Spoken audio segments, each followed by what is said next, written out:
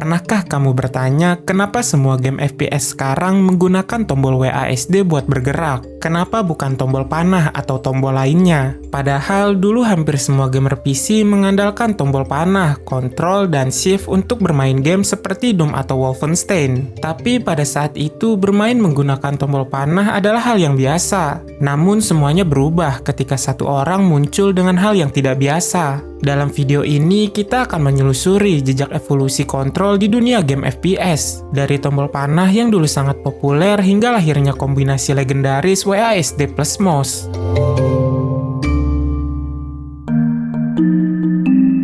Sebelum kombinasi WASD mendominasi, dunia game FPS punya cara lain untuk menggerakkan karakter. Kalau kamu bermain Doom, Wolfenstein 3D, atau game FPS lain di awal tahun 90-an, maka kamu pasti akrab dengan tombol panah. Tombol panah digunakan untuk bergerak ke depan, belakang, kiri, dan kanan. Untuk menembak, pemain biasanya menekan kontrol. Kalau berlari, tinggal tahan shift. Dan untuk melakukan strafe atau berjalan menyamping, kalian cukup tahan tombol Alt dan menekan arah kiri atau kanan. Itulah standar kontrol di masa itu, bukan karena nyaman, tapi karena tidak ada pilihan lain yang lebih baik. Namun di balik itu semua ada satu masalah besar, yaitu posisi tangan. Keyboard pada PC zaman dulu dirancang untuk pekerjaan kantor dan bukan untuk bermain game. Ketika kamu menaruh tangan di atas tombol panah, separuh tanganmu akan menggantung di udara tanpa sadar. Untuk beberapa menit mungkin tidak terasa, tapi coba main Doom selama 1 jam. Maka jari-jari dan tangan akan mulai terasa pegal. Tombol panah mungkin logis untuk menggerakkan karakter karena bentuknya yang menunjukkan arah, tapi dalam hal kenyamanan dan kelincahan jelas mereka jauh dari ideal. Jauh sebelum WASD menjadi standar di dunia FPS, sebenarnya sudah ada game yang lebih dulu mencoba sistem ini, meski bukan di genre tembak-menembak. Tahun 1986, sebuah game berjudul Dark Castle dirilis untuk Apple Macintosh. Game ini bukan FPS, melainkan sebuah platformer dengan atmosfer gelap dan latar musik klasik. Namun hal yang membuatnya menarik adalah sistem kontrolnya. Alih-alih menggunakan tombol panah untuk bergerak, game ini justru menggunakan WASD untuk melangkah dan melompat. Tidak hanya itu, game ini juga menggunakan mouse untuk mengarahkan tangan karakter dan melempar batu ke musuh.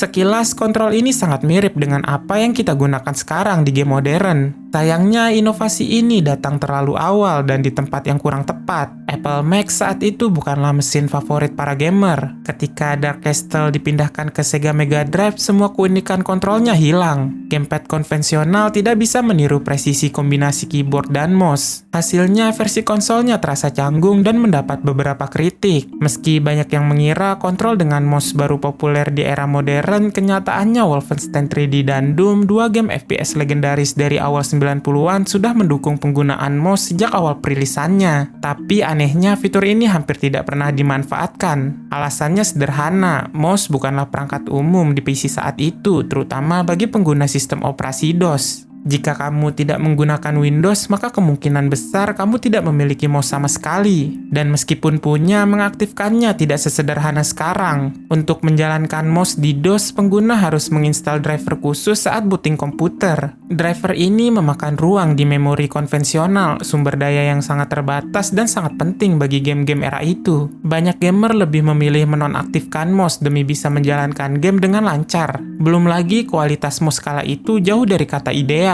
Dengan DPI atau sensitivitas gerak yang sangat rendah, menggerakkan pandangan di dalam game terasa lambat, tidak responsif, dan justru mengganggu. Jadi meskipun mouse sudah bisa digunakan, kenyataan di lapangan berkata lain. Keyboard tetap jadi pilihan utama untuk bermain game FPS, baik karena kebiasaan, keterbatasan teknologi, maupun alasan praktis lainnya. Dan pola ini bertahan hingga pertengahan tahun 90-an. Pada akhir tahun 1994, muncul sebuah game dari platform yang jarang disorot di dunia gaming, yaitu Apple Macintosh. Game itu berjudul Marathon dan diam-diam memperkenalkan konsep yang kini jadi standar, yaitu free look, kemampuan untuk melihat ke segala arah dengan bantuan mouse. Dengan mouse, pemain bisa mengarahkan pandangan ke atas, ke bawah, ke kiri, maupun ke kanan, memberi rasa eksplorasi penuh dalam dunia 3 dimensi. Tapi ada satu masalah, kontrolnya belum menyatu atau akurat. Gerakan dan pandangan terasa seperti 2 dunia terpisah. Mouse hanya mengatur kamera, sedangkan keyboard menangani gerakan. Tidak ada sistem kontrol bawaan yang menyatukan keduanya secara mulus. Hasilnya, banyak pemain merasa canggung. Lalu, 2 tahun kemudian, Quake hadir dan membawa revolusi grafis dengan dunia 3D yang lebih imersif. Untuk pertama kalinya, kita bisa benar-benar melihat ke segala arah dalam ruang 3 dimensi penuh. Tapi anehnya, fitur untuk melihat dengan mouse atau mouse look tidak langsung aktif. Jika ingin menggunakan mouse untuk melihat sekitar, pemain harus membuka konsol dalam game dan mengetik secara manual plus M-Look. Fitur ini memang ada, tapi tersembunyi dan tidak ditampilkan di menu utama. Mengapa demikian? Karena pada masa itu, kebanyakan pemain belum siap meninggalkan kontrol lama mereka. Kontrol dengan mouse masih terasa asing, bahkan terlalu canggih pada saat itu. Dari sekian banyak pemain yang menjajal kemampuan di arena Quake, ada salah satu nama yang begitu ikonik, bahkan menakutkan bagi lawan-lawannya. Dia adalah Dennis Fong atau lebih dikenal dengan nama panggungnya Thresh. Bukan hanya diakui sebagai gamer profesional pertama di dunia, Thresh juga orang yang berjasa besar dalam mempopulerkan skema kontrol modern yang kini kita anggap biasa, yaitu WASD plus mouse. Thresh sudah aktif di dunia game sejak era MUD atau Multi-User Dungeons, game berbasis teks di awal internet. Namun ketika Quake muncul di tahun 1996, itulah saat dimana kemampuannya benar-benar bersinar. Bahkan popularitas dan reputasinya begitu luar biasa hingga sempat diliput oleh Wall Street Journal. Tapi bukan cuma skill refleks yang membuatnya unggul.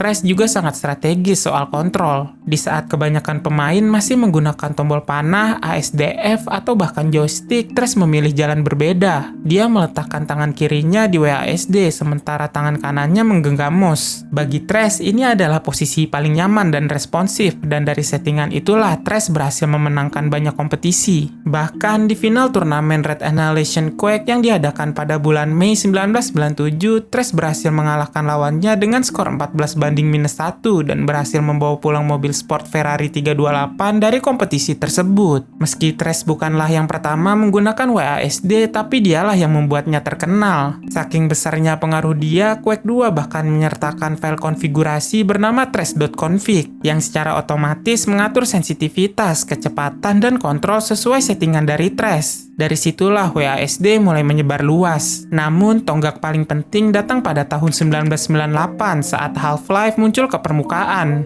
Game ini bukan hanya sukses besar secara komersial, tapi juga memperkenalkan pengaturan default yang menggabungkan WASD dan mouse sejak pertama kali dijalankan. Tidak perlu konfigurasi ulang, tidak perlu mengetik perintah khusus, semuanya sudah disiapkan. Karena Half-Life begitu populer dan memengaruhi banyak generasi gamer, settingan WASD plus mouse pun langsung diterima secara global. Tidak lagi dianggap aneh, tidak lagi eksperimental. Ini adalah standar baru dan seluruh industri perlahan-lahan mulai mengikutinya. Meski kini tombol panah sudah tidak lagi menjadi pilihan utama dalam dunia gaming, mereka belum benar-benar menghilang. Fungsinya kini kembali ke asalnya dan lebih sederhana, seperti mengatur posisi kursor dalam dokumen, mengubah posisi objek di aplikasi desain, atau hanya sekedar scroll website di browser kalian. Evolusi kontrol dalam game bukan sekedar soal teknologi baru, tapi tentang bagaimana kita beradaptasi, bereksperimen, dan menemukan cara bermain yang paling nyaman. Dan meskipun kita sekarang hidup di era WASD dan mouse, tombol panah akan tetap menjadi legenda di dunia gaming. Nah, bagaimana dengan kalian? Apakah kalian pernah nyoba settingan lain selain WASD? Tulis pendapat kalian di kolom komentar di bawah. Jika kalian tertarik dengan video seperti ini dan ingin tahu kemana Tamagotchi saat ini, kalian bisa klik thumbnail yang muncul di layar. Terima kasih sudah menonton video ini. Jangan lupa untuk like, share, dan subscribe channel ini, dan sampai jumpa beberapa saat lagi.